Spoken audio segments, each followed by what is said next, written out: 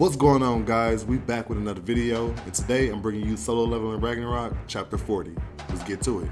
Chapter kicks off with Sung Soo-ho standing in front of his army, facing down Park Do-jin and Lee's body. Sung Soo-ho then receives an urgent quest: eliminate Lee Ming-sung, apostle of Italy, and obtain his memories. Sung Soo-ho then realizes the time has come for him to kill a human. We then see Park Do-jin wonder whether his newfound emotions are a result of him understanding himself. He then goes on to say, with the memories of the main form that remained in the fragment, he may be able to understand the emotions he felt after encountering the darkness.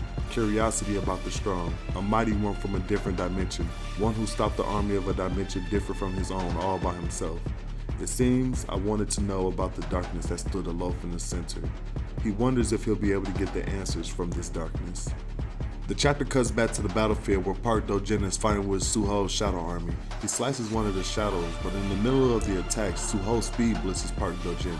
Park blocks the attack with minimum effort. Park thinks to himself, Sung using his soldiers as a distraction and confronting him head on.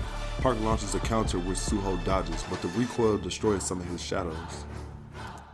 Asile pushes Park's flank, which he dodges. He then says she's not a dark soldier as he catches her spear. But before he can cut her down, Soo-ho appears with a roundhouse kick, which leaves a massive crack in his face. Park wonders why Soo-ho isn't using his shadows. As he says that, one of Sung Soo-ho's shadows appear right behind him, holding Park in place while Sung Soo-ho lands an earth-shaking blow. Soo-ho noticed that the sand holding Park exploded. As the dust settles, a series of flying slashes hit Soo-ho in the seal, leaving cracks in Soo-ho's gauntlets.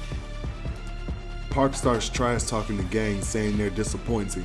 The soldiers of darkness were trained warriors, each with an individual will. It was as if he was facing a disciplined army. He then says Soo-ho's power is similar in appearance but pales in comparison. To think he has the authority but fails to apply it in combat. He then says our boy is mediocre at best. Sung Soo-ho thinks to himself, Lee's power is boosted to that of an S-rank hunter. As the chapter continues, Park says the reason the darkness seemed lonely was because this world lacked a being that could establish a relationship or equal with him, as it is impossible for one to understand such an overwhelmingly superior being. As he overwhelms Soo-ho and destroys his gauntlets, then proceeds to stab Soo-ho in his stomach, and says compared to the powers you have, your existence itself is unrefined. Park's goal is to take the authority of darkness that he has, convert Soo-ho, take his abilities by any means necessary. Soo-ho is struggling to pull the blade from his chest. Soo-ho thinks back to what Lee said earlier about him being an ambiguous character with ego, just making choices within the frames dictated by society and others, all the while being good and moral. Flashback continues with Baru and Soo-ho. Baru asks why he hasn't been using the shadow form changed weapon recently. Soo-ho says it's because his gloves have a higher attack stat, and that he's already learning and using so many other skills he won't be confident in deploying the techniques in a fight. The flashback shifts gears to Soo-ho talking to himself about compromising after failing, and when did he set limits on himself. He goes on to say he liked drawing, but he hasn't drawn since he became an awakening. He remembers Lee's words once more before the flashback ends and cuts back to the battlefield.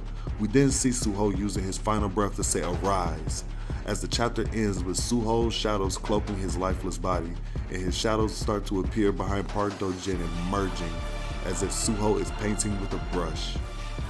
Man, I'm not gonna lie to y'all, this chapter was fire. There's nothing else I can really say about that. Like, you really gotta go read this chapter because it was such a long chapter. Like, really, this chapter was super battle oriented and there wasn't a lot of context until towards the end. But towards the end, there was major context. Like, I'm telling y'all, go read Solo Level in chapter 40. Matter of fact, don't even read it. Just watch this little update video and wait till it comes out in the anime, because I promise you, when this gets animated, it is going to be the most beautiful thing you have ever seen. But more or less, I love you guys. Be dynamic. Like, comment, subscribe, and I'm going to catch you guys in the next one. Bitch.